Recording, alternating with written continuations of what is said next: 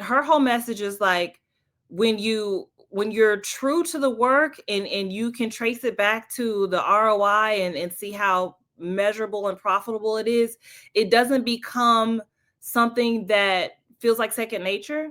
Like if you're really about your business, it's a part of your business and it's baked in and it's folded in. Like it's not an afterthought and it's not secondary. The same way we're talking about growth, we're talking about diversified growth that has multiple voices, multiple people at the table to make the work and the conversations better. So I love that. Message. We talked about building your personal brand. I got some dope episodes coming up with Ashley. There's just so many great conversations, but again, it's really about creating a platform for you to meet and hear from people that we typically don't hear from, because I don't know, for whatever reason with advertising, I don't know how you feel, Jay, but for whatever reason, we tend to hear from the same people over and over. And I've been in the game for almost 2 decades. I was on year 19 this June, and it's like, okay, who else is out here? Because I know we're out here. Like, big fact. Who's out here? So that's why we created this. Nobody would have me on the show. Yeah. Who would know my story unless I put it out there? Right. So that's what it goes to, building our own thing, right? I've never been on Ad Age and Ad Week and all that. That should happen as a result of LinkedIn and me telling my story. Me just being like, yo, I was smelling like ribs on BBQs and got 100,000 views on it, and people are reaching out all the woodworks. Like, I relate with your story. Right. The same stories that we hold the chest. Yep. That's a big thing I want to tell people. The same stories we hold the chest, man. Let them shits out. Let people know who you are, what you've been through. That's why it's more than the title. You know what I'm saying? You gotta go for it, yo. I want to tell you one gem I heard. I want to hear one of yours, Cuzzo. One of the illest bars you've heard on the show for 2025. But what Dion said, if you're not dead, you need to be. If you're not dead, you better be dedicated. That was that shit. He said people are allergic to the people want the information but are allergic to the execution. That shit was crazy. I was woo. Yes. Woo. Yes. Woo. Come on, run that back. They want the information, but they're allergic to the education. Execution and education is transferable. Why not? I love it. Well, hold up. I got to get on somebody on Twitch. They call me Ice-T. You think I have me crying? Ice-T, man. What's that? I know you calling me Ice-T. I don't know if you think I've heard Ice Cube. Niggas thought I was Ice Cube son at the 50th hip hop shit. Niggas thought I was Cube son. Okay, I can see that through the jawline. Yeah. Listen, stop it, Twitch. You're bugging. What's yours, Tadio? Listen. My mind be running so much. I'm gonna be honest, I can't even recall like a specific gem for 2025 that I've heard on the show. But what I will say about 2025 for us is our journey has been so explosive this year. So that's what I will say, right? I will say I'm excited about the explosiveness and the receptiveness that we are getting this year. But now technically we're on year 3. So that's a very important message, right? We started year 1. Yes, we had some growth. We had some success. We had business. Year 2, we got better. Year 3, we're starting to explode. So once again, now that shows you the journey of the consistency of it, right? Because you can't get to year 3. You don't get to 194 episodes without the 193 that came before it. Better tell them. Absolutely. You understand what I'm saying? So again, it's the dedication to craft. It's the dedication to doing something and sticking with it and refining it and knowing why it's important, regardless of if nobody else sees the value that you put on it. So that's what I've gotten from 2020. Be honest with you. Like that's the wave I'm riding. And me and Cuzzo talk about that all the time, about riding that wave of just, okay, how do we get better constantly, right? Communication.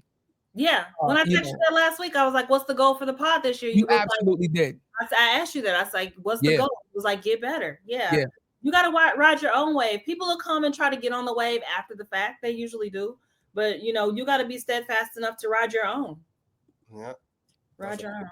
I'm going to ask you too, because you dealt with a lot of. You've done a lot of campaigns. You've dealt with a lot of big brands.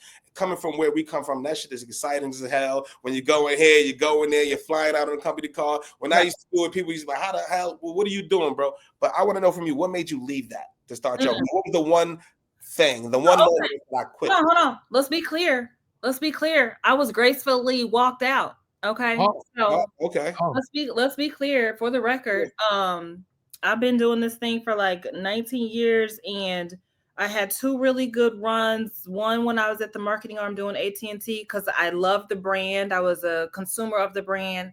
It was at the intersection of sports and digital and social. I was thriving. Then at Burrell was my other like kismet moment where I was at the intersection of culture, social. Toyota released the coins and let us do what we wanted to do. Shout out to everybody over at Toyota and my former CMO Vinay, who's now CMO at Nissan. But like they let us do our thing, so that was amazing. Then you have less glamorous, less fun things. What I have learned in my career is that if you're not a true fan of the brand or of the product, this work is hard. Like advertising is hard if you're not like really down with the brand. Message. Now who have left finance and now they're on Crocs, and I know some people who eventually got onto AT&T and did sports where before they were doing like energy or boilers. I used to do boilers. Like that's just not fun. Yeah. And so not only are you having conversations about getting brands to give you more budget because they always want to do more work with less money, right? But then if there's no through line of like, oh, I love this brand, I'm passionate about, that's why people fight so hard to get on Nike and fight so hard to get on Adidas and Puma and like luxury brands, stuff that they actually love. You can see the difference between the work when there's somebody doing work for something that they love, even if they're not on the brand side and they're on the agency side.